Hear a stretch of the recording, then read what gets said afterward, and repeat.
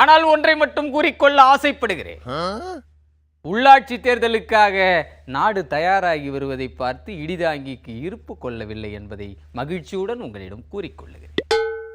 உள்ளாட்சியில் வாக்களிப்பதற்காக தமிழகத்தில் 5,81,00,000 வாக்காளர்கள் தயார் நிலையில் இருப்பதாக இடிதாங்கிக்கு நேற்று தந்தி வந்தது.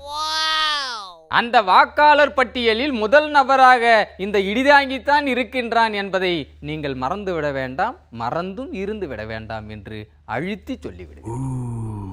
உள்ளாட்சி தேர்தல் என்றாலே இடிதாங்கி குஷியாகி விடுவான். ஏனென்று சொன்னால் உள்ளாட்சி தேர்தலில் தான் உள்குத்து அதிகமாக விழும். அதாவது இடிதாங்கி மேல் விழும் குத்தினால் விளையும் உள்காயங்களை பற்றி பேசவில்லை. அந்த குத்து வாடிக்கையான குத்து என்பதால் அதை பற்றி கவலைப்படுவது இல்லை. பாவம், குத்துவார் குத்திவிட்டு போகட்டும். ஆனால் இந்த உள்குத்து என்பது ஒருவருக்கும் தெரியாமல் ஒளிந்து கொண்டு இடிதாங்கியின் சின்னத்தின் மேல் அழுத்தி குத்துவது.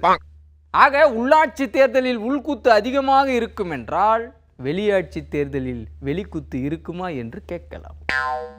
அப்படி இருப்பதற்கான சாத்தியக்கூறுகள் அதிகம் இருக்கலாம் என்பது இடிதாங்கியின் தாழ்மையில்லாத கருத்து. அதாவது அமெரிக்க தேர்தலில் ரஷ்யாவின் வெளிக்குத்து அதிகமாக இருப்பதாக ஹிலாரி கிளின்டன் குற்றம் சொல்லி இருக்கிறார். இதையெல்லாம் பார்க்கும்போது பொது தேர்தல்களில் இடிதாங்கிக்கு எதிராக வெளிக்குத்து விழுந்திருக்குமோ என்று எண்ண தோன்றுகிறது.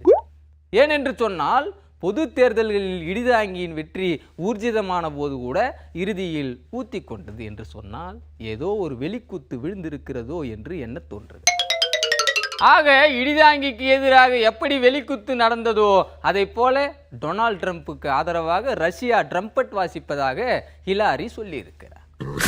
அதே சமயத்தில் அங்கு நடைபெறும் தேர்தலில் இருவருக்கும் போட்டி கடுமையாக இருக்கின்ற காரணத்தால் இப்படி உள்குத்தும் வெளிக்குத்தும் அதிகம் வரலாம் என்று அந்நிய நாட்டு புறாக்கள் இடிதாங்கியின் வீடு நோக்கி படையெடுக்க தொடங்கிவிட்டன. ஆனால் அந்நாட்டு விவகாரத்தில் என்னுடைய நொல்லை மூக்கை நுழைக்க விரும்பவில்லை.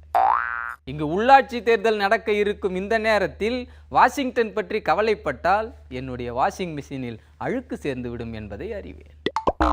ஆக அமெரிக்க தேர்தலில் ஜெயிக்க போவது யார் என்பதை பற்றி இனி இடிதாங்கி மண்டையை உடைக்கப் போவதில்லை. Let them break their heads each other. இந்த இருவருக்கும் இடையே ரஷ்ய அதிபர் புட்டின் இருக்கிறாரா அல்லது மிஸ்கின் இருக்கிறாரா என்று நான் சிந்திக்க தொடங்கினால் முனிசிபல் தேர்தலில் பிரியாணி மிஞ்சாமல் போய்விடும். ஆக இந்த உள்ளாட்சி தேர்தல் என்பது இடிதாங்கிக்கு ஒரு வாழ்வா சாவா என்ற போராட்டம்.